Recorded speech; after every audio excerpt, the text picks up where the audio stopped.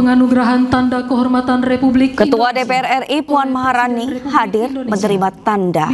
Selain Puan, ada Ketua MPR Ahmad Muzani, Ketua DPD Sultan Bakhtiar Nazamuddin, serta jajaran Kabinet Merah Putih yang juga hadir menerima tanda jasa dan kehormatan. Total ada 141 tokoh yang hari ini mendapatkan tanda jasa. Tanda jasa diberikan langsung oleh Prabowo Subianto sebagai bagian dalam peringatan Hari Ulang Tahun ke-80 RI.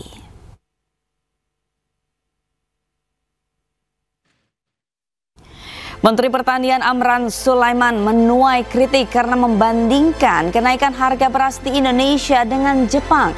Amran kemudian mengklarifikasi pernyataannya dan menyebut sudah melakukan berbagai langkah untuk menekan harga beras.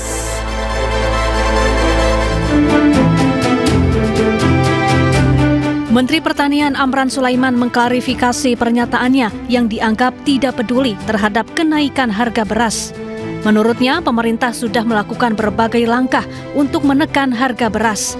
Di antaranya melalui operasi pasar yang menggelontorkan 1,3 juta ton beras seharga Rp12.500 per kilogram. Sebelumnya, Amran menuai kritik usai rapat kerja bersama Komisi 4 DPR RI Kamis lalu. Dalam rapat ini, Amran menilai masyarakat terlalu reaktif terhadap kenaikan harga beras. Ia membandingkan dengan harga beras di Jepang yang mencapai Rp100.000 per kilogram. Kenapa kita intervensi ada HET, kemudian ada HPP? Karena ini adalah vital. Kalau ini bermasalah, kita kesulitan. Sekarang ini baru naik saja sedikit, ribut. Jepang sudah 100.000 per kilo, Bu Ketua. Harga beras hari ini. Nah, ini kita jaga sehingga kita meminta kepada... Oh, ini belum selesai, Bu Ketua. Insya Allah kami tindak lanjuti nanti, tapi arahnya adalah kita ingin konsumen menikmati, tetapi petani kesejahteraannya harus terjaga. Nggak bisa dibandingkan dengan Jepang, income per kapita kita juga udah lain, Pak. Dari data Pusat Informasi Harga Pangan Strategis Nasional, harga beras dalam sebulan terakhir mengalami tren kenaikan. Harga beras medium kini mencapai Rp16.500 per kilogram. Sementara harga beras super menjadi Rp17.250 per kilogram. Tim Liputan iNews melaporkan. Pemirsa, kemacetan horor di Jalan TB Simatupang membuat Gubernur Jakarta Pramono Anung mengambil langkah cepat. Pramono akan membongkar sebagian trotoar yang tidak terpakai atau memang mengganggu oleh proyek. Saya mencoba, saya sama supir berdua memang parah. Koordinasi Bina Marga dan Dinas Perhubungan ini sangat-sangat penting di lapangan. Dinas Perhubungan, Satpol PP itu nampak di permukaan. Dan saya tidak mau di lapangan ada lagi paugal-paugal, nggak boleh ada lagi. Jadi untuk itu mohon Satpol PP dan sebagainya untuk ditertibkan. Ketika tanggal 16 kemarin saya sengaja mencoba, saya sama supir berdua memang parah. Dan memang kondisi lapangannya sangat sulit. Beberapa pekerjaan itu sebenarnya BD-nya bisa dikecilin. Kita minta untuk itu dikecil.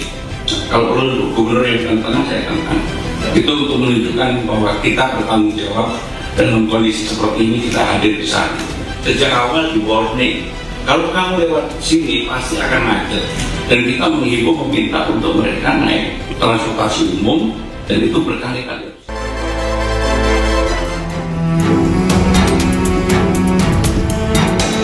Berdasarkan Pagu APBN 2025, gaji seluruh anggota DPR mencapai 1,6 triliun rupiah per tahun. Jika dibagi kepada 580 anggota DPR dan dibagi lagi ke dalam 12 bulan, maka total pendapatan anggota DPR sebetulnya bisa mencapai 237,9 juta rupiah per bulan. Ini adalah nilai maksimal yang disediakan negara untuk pendapatan anggota DPR. Kemudian jika ditambah tunjangan perumahan 50 juta rupiah per bulan, maka total pendapatan anggota DPR per bulan bisa mencapai Rp287,9 juta per bulan. Dan gaji satu anggota DPR setiap bulannya yang belum termasuk tunjangan rumah besarannya 44 kali dari gaji upah minimum Jakarta yang hanya 5 jutaan atau 101 kali UMR Jawa Tengah yang cuma Rp2.100.000. Gaji wakil rakyat ini juga 43 kali dari gaji guru PNS. Bahkan jika dibandingkan dengan gaji wakil rakyat di luar negeri, di Amerika Serikat, gaji anggota parlemen hanya 11 kali upah warganya. Sementara Inggris cukup 4 kali dari upah minimum warganya.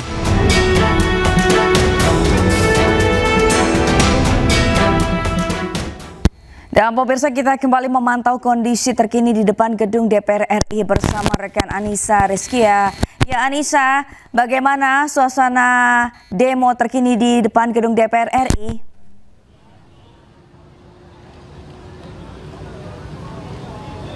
Ya, Sabrina dan juga pemirsa, saat ini situasi di depan gedung DPR RI terpantau sudah kondusif, di mana tadi aksi massa sempat melakukan pemukulan begitu terhadap sejumlah tim keamanan dan sempat dibubarkan oleh pihak keamanan, dan hingga saat ini memang sejumlah massa aksi masih berada di depan gedung DPR RI.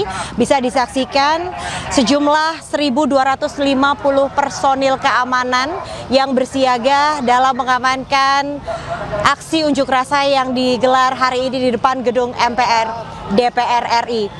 Dari arah Gatot Subroto menuju ke arah Selipi begitu, jalan ditutup total. Seluruh kendaraan dilarang melintas di kawasan ini dan sejumlah massa pun masih berada di sekitaran depan gedung DPR RI. Sabrina dan juga pemirsa, ada beberapa sejumlah tuntutan yang disampaikan begitu. Sejumlah aksi massa ini merupakan dari beragam aliansi, ada dari mahasiswa, kemudian ada dari masyarakat umum, kemudian ada pengemudi ojek online. Mereka datang untuk menyampaikan begitu tuntutan yang saat ini tengah melakukan demo di depan gedung DPR RI. Yang diantaranya yaitu mereka ingin dari DPR begitu memikirkan segala kesulitan dari masyarakat, termasuk pajak DPR yang kini dibebankan kepada negara. Tentunya ini menjadi tuntutan bagi masyarakat agar pemerintah lebih memikirkan masyarakat kecil dibandingkan dengan memberikan tunjangan kepada anggota DPR. Selain itu juga, Sabrina, memang menurut pantauan kami tadi sempat dari tim gabungan dari TNI Polri begitu menambahkan personil pada siang hari ini dikarenakan memang aksi massa yang begitu banyak, semakin siang semakin ramai, namun kondisinya saat ini sudah kondusif. Itu artinya demo sudah berlangsung damai dan juga kondusif pada siang hari ini, dan kami akan terus memantau begitu jalannya demo, apakah nantinya akan berlangsung kembali, kita nantikan bersama.